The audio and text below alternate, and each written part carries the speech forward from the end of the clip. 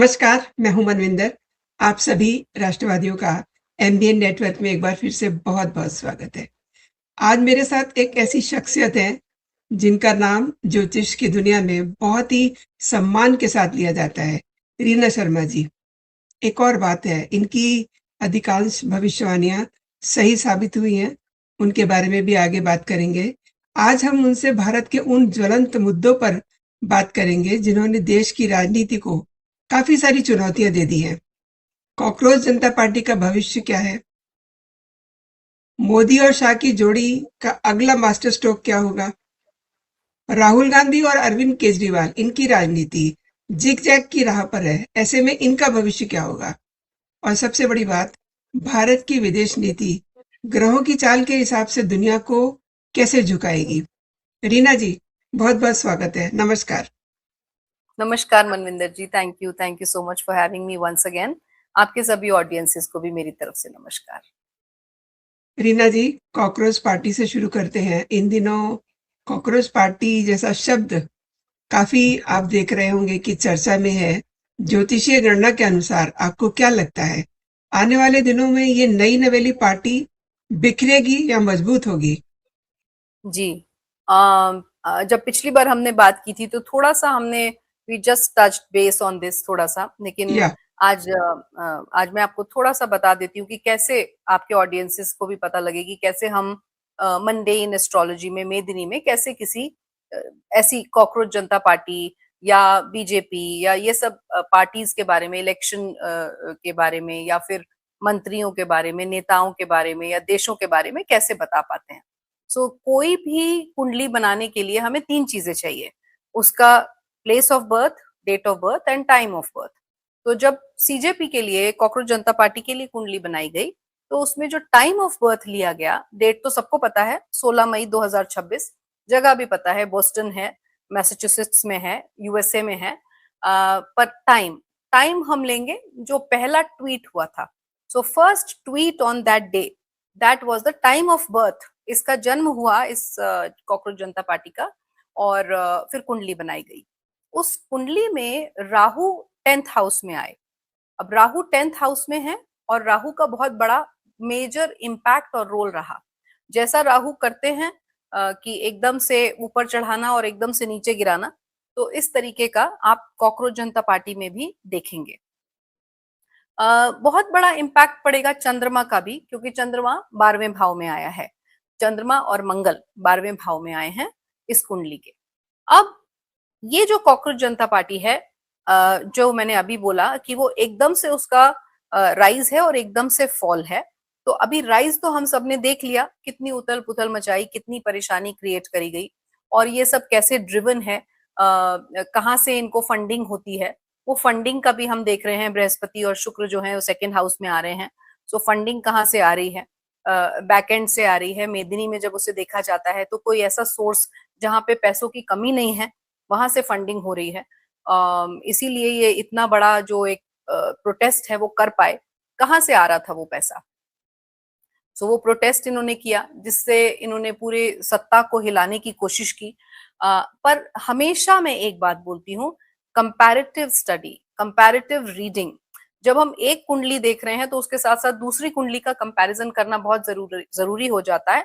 जब हमें हमें ये देखना है कौन जीत रहा है और कौन हार रहा है, क्या भविष्य है किसका। यहाँ हम, क्योंकि ये भारत देश की सत्ता को हिलाने की कोशिश की गई थी, तो हम भारत की कुंडली को लेंगे। भारत की कुंडली इस समय, जो इस समय उसके दशा पैटर्न है, या जिस तरीके से प्लैनेटरी ट्रांजिट्स हैं, या जिस तरीके से प्लैनेटरी प्लेसमेंट्स हैं, ये बड़ा ही स्ट्रॉन्ग पीरियड है भारत की कुंडली के लिए। इस समय जो भी भारत के अगेंस्ट खड़ा होगा, उसका डाउनफॉल निश्चित है, स्पेशली अगर वो कुंडली वीकर सेक्शन में आ रही है। सीजेपी कहीं ना कहीं वीकर सेक्शन में आ रहा है एज कंपेयर टू भारत की कुंडली। अगर कोई ये सोच रहा है कि सीजेपी कल को एक जनता पार्टी या कोई पॉलिटिकल पार्टी बन के क्रिएट होने वाली है और आने वाली और इलेक्शन में खड़ी होगी या कुछ इस प्रकार से, तो ऐसा कुछ भी कोई उनका फ्यूचर नहीं है। ये एक बबल की तरह आई और एक बबल की तरह जाएगी। पर हाँ, इन बिटवीन, क्योंकि इस समय थोड़ा सा जो ट्रांजिटरी पैटर्न था बीजेपी के लिए, बीजेपी की जब हम कुंडली देखते हैं वो थोड़ा वीकर पड़ रहा था ट्रांजिट में, गोचर में स्पेशली। और साथ में श्री नरेंद्र मोदी जी की कुंडली में भी, जैसे हमने पिछली बार बात की थी, उनकी वर्षफल कुंडली थोड़े से चैलेंजेस दिखा रही है ज्यादा, वो भी इंटरनल कन्फ्लिक्ट्स की वजह से, जो इंटरनल कन्फ्लिक्ट्स एक्सटर्नल फोर्सेस की वजह से क्रिएट किए गए हैं। तो जैसा मैंने पहले बोला पिछले आपके शो में कि सब तरफ से घेरा जाने वाला इस प्रकार का योग बनता है। सो सब तरीके से, सब जगह से, सब डायरेक्शन से घेरा गया उन्हें, श्री नरेंद्र मोदी जी को भी और बीजेपी को भी। अब आगे क्या होगा, क्योंकि श्री नरेंद्र मोदी जी का वर्षफल बदलने वाला है 17 सितंबर को, तो जो ये इंटरनल कन्फ्लिक्ट्स वाला सिचुएशन है, इसमें आप बदलाव देखेंगी। मैंने पहले भी बोला अगस्त एंड तक या मैक्स टू मैक्स मिड सितंबर तक आप इन प्रोटेस्ट्स को रैप अप होता हुआ देखेंगी। मतलब रैप अप से मेरा मतलब है, देखिए कोई भी चीज एकदम से तो गायब नहीं हो जाएगी, लेकिन बहुत हद तक नेग्लिजिबल उनका अस्तित्व रह जाएगा। और धीरे धीरे धीरे धीरे जैसे हमारा ये चैत्र शुक्ल पक्ष प्रतिपदा अंत होगा, विच इज मार्च 2027, आप इन चीजों के बारे में सुनेंगे भी नहीं। Plus again the comparison is कि जब तक कोई बड़ी मेजर चीज चल रही है, जैसे रशिया और यूक्रेन चल रहा था जब तक, तब तक और कुछ नजर नहीं आ रहा था। लेकिन जैसे ही ईरान अमेरिका आया तो रशिया यूक्रेन ने बैक सीट ले ली। चल तो तब भी रहा था, लेकिन उतना ज्यादा उसके बारे में बात नहीं हो रही थी। सेम चीज यहाँ पे होगी, क्योंकि इससे भी बड़े मुद्दे उठने वाले हैं। तो वहां पे ये जो सीजेपी है या और जो प्रोटेस्ट हैं, वो कहीं ना कहीं बैक सीट ले लेंगे। प्लस जो राहु केतु का एक्सेस चेंज हो रहा है, 5 दिसंबर को चेंज होगा, एंड ऑफ नवंबर से उसका इम्पैक्ट आना शुरू हो जाएगा। वो एक बहुत जिसे हम बोलते हैं ना कि एक इस तरीके का एक्सेस है जो 18 महीने बाद बदल रहा है। और राहु आएंगे कुंभ से मकर में। सो मकर में राहु का आना, और मकर एक काल पुरुष की कुंडली का natural by default 10th house बनता है। सो वहां आप और बड़े मुद्दे सत्ता से रिलेटेड या पार्लियामेंट में, या जो कि अभी ऑलरेडी शुरू हो ही गया है, उससे रिलेटेड मुद्दे उठते हुए ज्यादा देखेंगे, रादर देन कि ये जो प्रोटेस्ट्स या जो यूथ से रिलेटेड है, ये सब तो साइड लाइन हो जाएंगे, धीरे धीरे रैप अप होने शुरू हो जाएंगे। ये इतना बड़ा रूप नहीं ले पाएंगे जितना बड़ा रूप इस समय लोग एंटिसिपेट कर रहे हैं कि हो सकता है।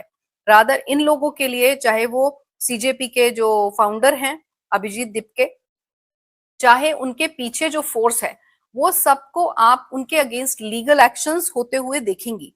क्योंकि लीगल एक्शन इसलिए क्योंकि जैसा मैंने बोला, दशम भाव में राहु आ रहे हैं और दशम भाव का डिस्पोजिटर है शनि। तो शनि और राहु जब मिलते हैं तो जो कुछ भी घट रहा है, वो दोनों ही कार्मिक प्लैनेट्स हैं। उनको आप हर प्लैनेट की नेगेटिव और पॉजिटिव एनर्जी होती है, तो नेगेटिवली देखें तो जो कॉन्स्पिरेसी है वो बढ़ भी सकती है, और पॉजिटिवली देखें तो उसी कॉन्स्पिरेसी का अंत भी हो सकता है। सो अगर ये कॉन्स्पिरेसी चल रही थी बहुत समय से और शनि वक्री अवस्था में है, तो आप देखेंगे कि ये कॉन्स्पिरेसी का अंत होता हुआ नजर आएगा। क्योंकि जो चीजें छिपी हुई हैं वो फोर फ्रंट में आने लगेंगी। किस वजह से सीजेपी बना, किस वजह से इसे क्रिएट किया गया, उसके पीछे की वजह है, उसके पीछे के जो ऑब्जेक्टिव्स हैं, वो दिखने लगेंगे लोगों को। और जो यूथ इस समय भेड़ चाल में उनको फॉलो कर रहा है या उनको उनके साथ प्रोटेस्ट कर रहा है, उनका साथ दे रहा है, उस यूथ को भी समझ में आने लगेगा that I have been used. तो जब उन्हें समझ में आना शुरू हो जाएगा, जैसे जैसे ये ट्रांजिट्स बदलेंगे, वैसे वैसे आप देखेंगी चीजें बेहतरी की तरफ होती नजर आएंगी। तो सीजेपी का मेरे हिसाब से कोई अस्तित्व नहीं है। It's just a matter of maybe some more time. एक छोटा-सा सवाल इसी पार्टी से जुड़ा हुआ है। जगह-जगह इनके लोगों के खिलाफ एफआईआर हो रही है। रेदर अभिजीत दीपके के खिलाफ भी एफआईआर हुई है और देखिए इनकी पिटाई-छिताई तो हो ही रही है। लेकिन एक जो बड़ी बात मैं आपसे समझना चाहती हूँ, एक बड़ी बात जो मैं आपसे समझना चाहती हूँ, क्या दीपके भी किसी बड़े कानूनी पचड़े में फँस सकते हैं? आई मीन वो जब एफआईआर हो रही है, तो उसके अगला जो कदम होता है, वहाँ तक आप जाते हुए देखती हैं इनको? बिल्कुल, बिल्कुल। देखिए ये जो समय है जो मैं बता रही हूँ, शनि वक्री हैं और शनि जिस हिसाब से मीन राशि में बैठे हैं, हमेशा बोलती हूँ कि पुराना इंफ्रास्ट्रक्चर स्ट्रक्चर जो है उसका अंत होने का समय है, और आखिरी नक्षत्र में भी है। और ये जजमेंट का भी टाइम है क्योंकि बृहस्पति और शनि मिल रहे हैं। सो ये समय ऐसा है कि लीगल एक्शंस उन सभी के खिलाफ होंगे. व्हाई ओनली दीप के? Anybody and everybody who's involved in any kind of activity which is against the norms. मतलब चाहे वो कोई भी हो, मेरे लिए कोई मतलब नहीं है कि बीजेपी है या कांग्रेस है या कौन सी पार्टी है, पर जिसने भी गलत किया है पिछले 20-30 सालों में, वो अब भुगतने का समय है. या आप मतलब इसको इस तरीके से लेंगे कि इस समय के दौरान जो हो रहा है, जैसे ही शनि अपनी नीचस्थ राशि में आएंगे तो एक पूरी साइकिल का अंत होके एक नई साइकिल शुरू होगी, विच इज जून 2027. तब हो ही रही है. तो ये सब चीजें पीछे छूट जाएंगी. ये पूरा, आपने बोला कि क्या उनके खिलाफ लीगल एक्शन होगा, बिल्कुल हो सकता है, लेकिन जिस तरीके का उनका बैकअप है, जिस तरीके की उनकी पीछे से एक सपोर्ट है, वो उनको अगर उन्हें ऐसा लग रहा है कि वो उन्हें बचाने की कोशिश करेंगे, तो आप देखेंगे कि ऐसा कुछ भी नहीं होगा. उनके साथ कोई भी खड़ा नहीं मिलेगा आपको उस समय. और ऐसे बहुत सारे यंग नेता हमने देखे, या यूथ देखा, या प्रोटेस्टर्स देखे, स्टूडेंट्स देखे, जो एक तरीके से अपने आप को उस पॉलिटिकल पार्टी का पार्ट बनाने के लिए उन्हें लालच दिया गया, और उनसे ये सब इस तरीके की काम ऑपोजिशन में खड़े होने के लिए करवाए गए. एंड फाइनली उनका कुछ अंत नहीं था. There was no end result for them. Reena ji, Rahul Gandhi की वर्तमान गृह दशा को देखते हुए क्या आपको लगता है कि वो वास्तव में प्रधानमंत्री नरेंद्र मोदी जी के लिए एक गंभीर चुनौती बन पाएंगे, या केवल ये जो हम देख रहे हैं इधर मंच पर उछलना उधर कूदना, ये केवल एक टेम्परेरी उछाल है? देखिए, पहले भी मैंने बताया था, उनकी कुंडली बहुत क्लियरली बता रही है कि वो तो अपनी अपनी पोजीशन को, एलओपी की पोजीशन को ही संभाल लें, वो ही उनके लिए बहुत होगा. वो भी जी जी। संभालना मुश्किल है. वो जो उछल कूद जो भी आप बोल रहे हैं, वो तो उनके अगेंस्ट ही जा रहा है, फेवर में तो जा नहीं रहा है. और लीगल एक्शंस मैंने अभी बोला, तो legal action can be taken even against Rahul Gandhi. उनके अगेंस्ट भी लिया जा सकता है, क्योंकि जिस हिसाब से वो कानून को अपने हाथ में ले रहे हैं, चाहे वो राहुल गांधी हो, चाहे और जो उनके साथ जो एक्टिविस्ट्स हैं, जुड़े हुए हैं, उन सबको आप देखेंगी. बिकॉज इस समय चाहे मीडिया हो, मेन स्ट्रीम मीडिया हो, चाहे जो आप कौन सा आप बोलते हैं कि प्लेटफॉर्म है जिसको कि जो डिजिटल नहीं होता, पेपर जो जी, जर्नलिज्म है, print written media. Journalism, print media है, प्रिंट राइट. तो हाँ, वहां पे भी आप देखेंगी हर जगह धज्जियां उड़ाई जाएंगी ऐसे सभी एक्टिविस्ट्स की, ऐसे सभी लोगों की. सो ये कहना कि क्या वो एक अगेंस्ट, जैसे प्रधानमंत्री के अगेंस्ट खड़े हो रहे हैं, क्या वो किसी तरीके का थ्रेट है? वो थ्रेट का टी भी नहीं है. सही कह रहे हैं। और मैं दर्शकों को ये बताना चाहूंगी कि लास्ट टाइम हमने अरविंद केजरीवाल के लिए बात की थी। रीना जी ने कुछ दिन पहले ही मेरे शो में ये कहा था कि इनकी पार्टी के दिन सही नहीं चल रहे हैं। आई मीन आम आदमी पार्टी के तिहाड़ जाने के जोग बन रहे हैं। तो देखिए, सत्येंद्र जैन जेल चले गए। तो रीना जी, आपकी बात सही हो गई। और अरविंद केजरीवाल के सितारों में काफी उथल-पुथल दिखाई दे रही है। कानूनी पचड़ों में पार्टी के भीतर काफी सारी चुनौतियां हैं। तो क्या फिर वो अपनी खोई हुई साख वापस पा सकेंगे? हालांकि आपने तो इनके बारे में ये कहा था कि ये दोबारा से तिहाड़ जाएंगे। पंजाब में इनका भविष्य क्या है?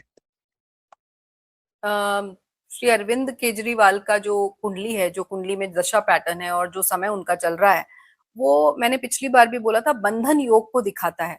सो जस्ट टू एक्सप्लेन बंधन योग फॉर योर व्यूअर्स, जेल योग कहा जाता है इसको.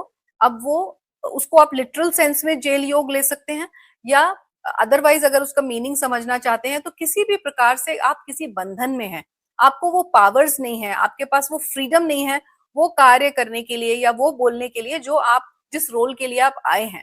सो किसी भी प्रकार से वो बंधन योग में है उनकी कुंडली. सो अगर उनके हाथ से पावर्स छिन जाती हैं, तो भी वो बंधन योग फ्रक्टिफाई होता है. अगर वो जेल जाते हैं तो भी वो फ्रक्टिफाई होता है. सो बंधन योग तो 100% एक्टिवेट उनकी कुंडली में होने वाला है.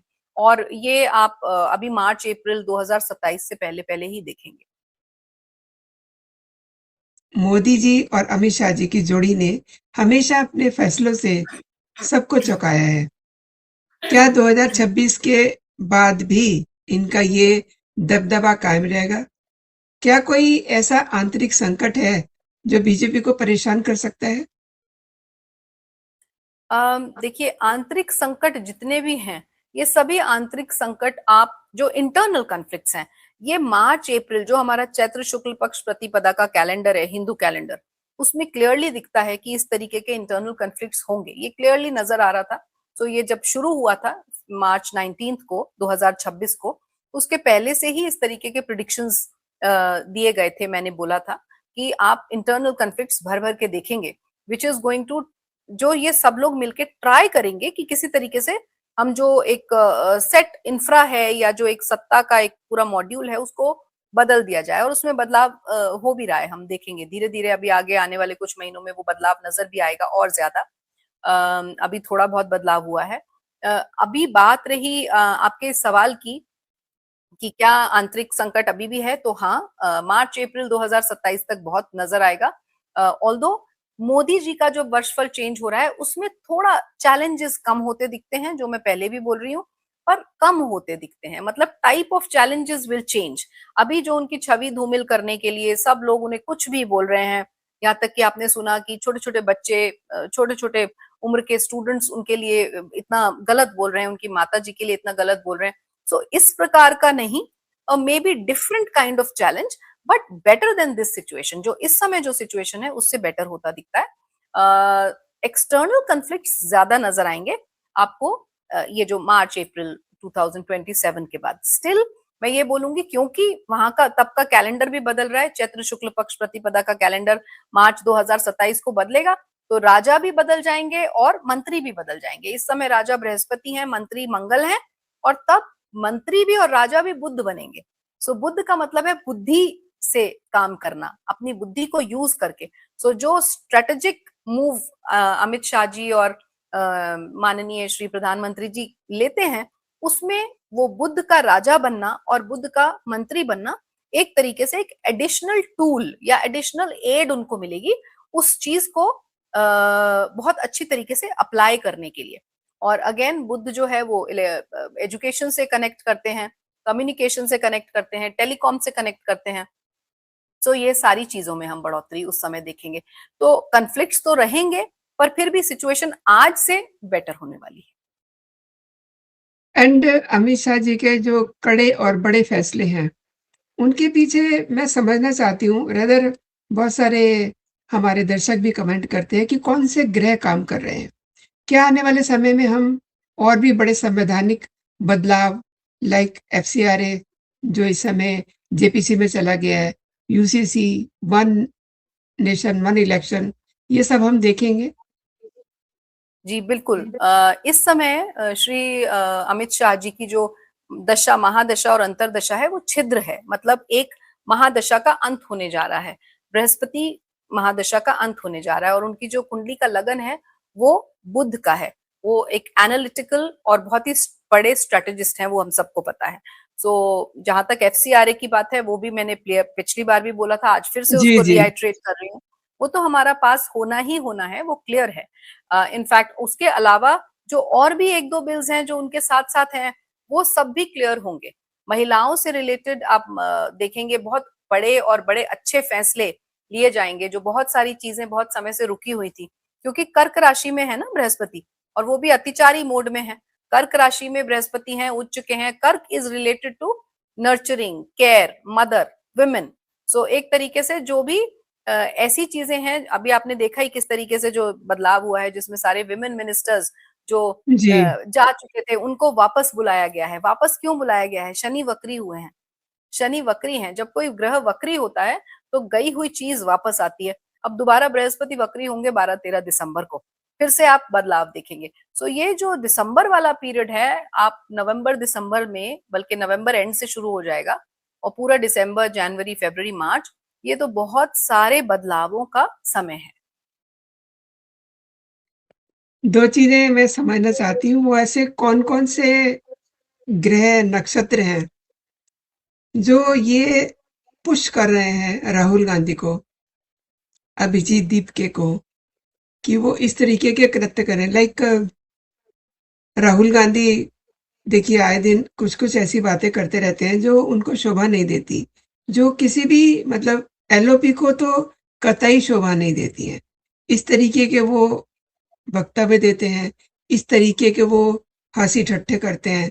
तो ऐसे कौन से ग्रह हैं जो उनको इस स्थिति में लाके खड़ा करते हैं? और देखिए अभिजीत दीपकेवी की बात कर दूँ मैं, ये आए दिन धमकी देते हैं कि आपने ये नहीं करा तो हम आंदोलन कर देंगे। अब फिर से इन्होंने एक अल्टीमेटम दे दिया है कि हम आंदोलन करेंगे। जी। देखिए, सबसे इम्पोर्टेंट ग्रह जब हम किसी की स्पीच के ऊपर, किसी की वाणी के लिए बात करते हैं कि वो कभी भी कुछ भी बोल देते हैं, तो उसमें बुध का बहुत बड़ा रोल है। और अगर चंद्रमा और राहु भी उस बुध से कनेक्टेड हैं, तो वो मति भ्रम करता है। मति भ्रम करेगा और वो चीज़ें बुलवाएगा आपसे जो या तो आप रिग्रेट करेंगे बोलने के बाद, या आपको पता ही नहीं है कि मैं बोल क्या रहा हूँ, उसका इम्पैक्ट क्या होगा। सो जब बुध, राहु और चंद्रमा मेलिफिक एस्पेक्ट में या इस तरीके से होते हैं कि कुछ नेगेटिविटी बन रही है उनके कॉम्बिनेशन से, कनेक्शन से, तो वहां आप ऐसी चीजें होता हुआ देखेंगे। राहु मति भ्रम करेंगे, बुध ओरेटरी स्किल्स है आपसे बुलवाएंगे, और चंद्रमा आपको वो विचार देगा। चंद्रमा जब राहु के एक ग्रिप में होता है तो वो वैसे भी, चंद्रमा जो है वो अफ्लिक्ट हो चुका होता है, उसको पता ही नहीं है कि वो क्या कर रहा है। सो मन भी आपका धूमिल है, मति भी आपकी भ्रमित है, और साथ में आपकी स्पीच बहुत बुरी तरीके से इम्पैक्टेड है। सो चाहे वो दीपके हो, चाहे राहुल गांधी हो, चाहे ट्रंप हो, सो वहां तीनों ही ये जो ग्रह हैं ये रिस्पॉन्सिबल हैं उनके इस तरीके की जो एक्शंस हैं उसके लिए। आपने ट्रम्प का नाम लिया तो मैं जानना चाहूँगी कि दुनिया के नक्शे पर भारत आज यहाँ पर खड़ा है। क्या ग्रहों की चाल ये बताती है कि भारत आने वाले दशक में वास्तव में विश्व गुरु की भूमिका निभाएगा? क्योंकि ये सवाल अक्सर हम लोग डिस्कस भी करते हैं ऑफ कैमरा भी, विशेषकर अमेरिका और पड़ोसी देशों के साथ हमारे संबंधों पर ग्रहों का क्या असर पड़ेगा? देखिए, अमेरिका के साथ भारत के रिश्ते जैसे पहले रहे हैं, पिछले कुछ सालों में रहे हैं, आप वापस उनको उसी तरीके से एक व्यापारिक रिश्ता, जैसे एक बिजनेस कनेक्शंस होते हैं, वैसे कनेक्ट्स के साथ देखेंगे। जहां तक रही बात कि ट्रम्प, तो ट्रम्प का तो फिर से जो है अभी उनका वर्षफल बना है जून में, 4 जून को शायद उनका जन्मदिन होता है। तो उसके बाद से तो वो और भी ज्यादा एरेटिक मोड में है। सो जैसा मैंने बोला और कई समय से, पिछले 1.5-2 साल से बोल रही हूँ कि ये जो पीरियड है, जो एक्लिप्सिस के बीच में उनका आया है, ये उनका अंतिम पड़ाव है, मुझे ऐसा लगता है। ये साल जो है उसके बाद mid of maximum end of 2027, वो तो मैक्सिमम बोल रही हूँ, बट मिड ऑफ 2027 तक वो रैप अप हो जाएंगे। तो वहां पे मुझे ट्रम्प का तो मुझे पॉलिटिकल करियर समाप्त होता दिखता है, प्लस लीगल एक्शंस जो मैं, जब आप किसी, देखिए ज्योतिष में जब आप किसी योग को बताते हैं, मैंने बंधन योग बोला तो उसका लिटरल सेंस में मीनिंग ना लें, वो भी हो सकता है, बट उसके और भी मीनिंग्स होते हैं और भी उसके मतलब। सिमिलरली ट्रम्प की कुंडली में जो योग बन रहे हैं, वो जिस तरीके का एक कॉम्बिनेशन बन रहा है, वो उनको एक ट्रबलसम, एक मारक ग्रह की दशाएं, जो मारक ग्रह हैं या मारक भाव हैं, वो एक्टिवेट हो रहे हैं। सो उनका होने का मतलब है he can be hospitalised for a long time, he can have legal actions also on him, and he can also, जैसे ह्यूमिलिएट होके पद से नीचे उतारा जाता है, वैसा भी उनके लिए नजर आता है। सो एक ही कॉम्बिनेशन को आप अलग अलग तरीके से इंटरप्रेट कर सकते हैं, डिपेंडिंग अपॉन देश काल पात्र। सही कहा आपने और देखिए अक्सर जो है जब हम बात करते हैं ग्रहों की, तो ऑटोमेटिकली बहुत सारी चीज़ें दिमाग में आ जाती हैं। अब हमारे जो पड़ोसी राज्य हैं, वहाँ भी काफ़ी कुछ चल रहा है। तो भारत के ग्रह कितने स्ट्रॉन्ग हैं, किस तरीके के हैं और कैसे उनके साथ उनका टाई अप रहेगा? जी, सो देखिए, भारत के कुंडली वृषभ लगन की है, वहां राहु विराजमान है, मंगल सेकंड हाउस में है, मंगल सेकंड हाउस में है, आर्द्रा नक्षत्र में है। बाकी 5 ग्रह जो हैं वो थर्ड हाउस में बैठे हैं, सूर्य, चंद्रमा, बुध, शुक्र और बृहस्पति उसका 6th हाउस में है। तो इस प्रकार से ये सारी की सारी कुंडली जो है एक काफी स्ट्रॉन्ग कुंडली भारत के संदर्भ में बनती है, क्योंकि भारत का जो थर्ड हाउस है वो पड़ोसी देश है। सो सारे के सारे मेलिफिक प्लैनेट्स जो एक अश्लेषा नक्षत्र में बैठे हैं, 3 ग्रह वहां बैठे हैं अश्लेषा नक्षत्र में, और वो एक कैंसर साइन है, जलीय साइन है, वाटरी साइन है, तो वो बाहर निकल गया एक तरीके से। हमारा भारत जो है वो काफी सेव हो गया और साथ में स्थिर लगन है, तो स्टेबिलिटी दिखाता है। मंगल की महादशा भूमि को लाना दिखाती है, साथ में मंगल सिर्फ फायर या सिर्फ अग्रेशन या सिर्फ वॉर नहीं है, मंगल को थोड़ा सा टेक्नोलॉजी से भी हम कनेक्ट करते हैं। सो टेक्नोलॉजी में भारत बढ़ रहा है, डिफेंस से रिलेटेड भारत बढ़ेगा। एक तरफ पॉजिटिव साइड हम देखें, मंगल की अगर पॉजिटिव एनर्जी को चैनलाइज कर रहे हैं तो वहां मंगल की पॉजिटिव एस्पेक्ट्स को या सिग्निफिकेंसेस को देख रहे हैं। मंगल का नेगेटिव सिग्निफिकेंस क्या है? देखिए, नेगेटिव हमें लग रहा है क्योंकि हमें वॉर्स पसंद नहीं है, लेकिन कोई भी नई चीज लाने के लिए पुरानी चीज को निकालना पड़ता है। एक ही ग्रह अच्छा भी दे रहा है और बुरा भी दे रहा है। अष्टम है राहु, इसका मतलब sudden terrorist attacks, sudden losses, sudden conflicts, तो अचानक से चीजें उठ रही हैं। इतना अचानक से होती हुई चीजें हमने पिछले कई समय से नहीं देखी थी, जो हम 1-1.25 साल से देख रहे हैं, जब से राहु चंद्रमा से अष्टम हुए हैं। और चंद्रमा है मन, सो कुंडली में भी जब चंद्रमा एक कंट्री का, एक देश का मन है, तो वहां से राहु जब आ गए तो मन पीड़ित है, तो देश पीड़ित है इस समय, सब चिंता में है, सब जितने भी देशवासी हैं सब परेशान हैं। सो इस राहु का मूवमेंट जो 5 दिसंबर को हो जाएगा, वो थोड़ी सी बेटर सिचुएशन लाएगा हमारे देश के लिए। रीना जी, आपकी ये भविष्यवाणियां और विश्लेषण हमेशा की तरह बेहद सटीक और गहरी हैं। हमारे साथ जुड़ने के लिए आपका बहुत-बहुत आभार। और जो दर्शक हमको देख रहे हैं, उनसे भी मैं ये कहना चाहूँगी कि आप कमेंट में अपनी राय ज़रूर दें। वीडियो को लाइक करना, शेयर करना ना भूलें। जय हिंद, जय भारत, वंदे मातरम। जय हिंद, जय भारत, वंदे मातरम।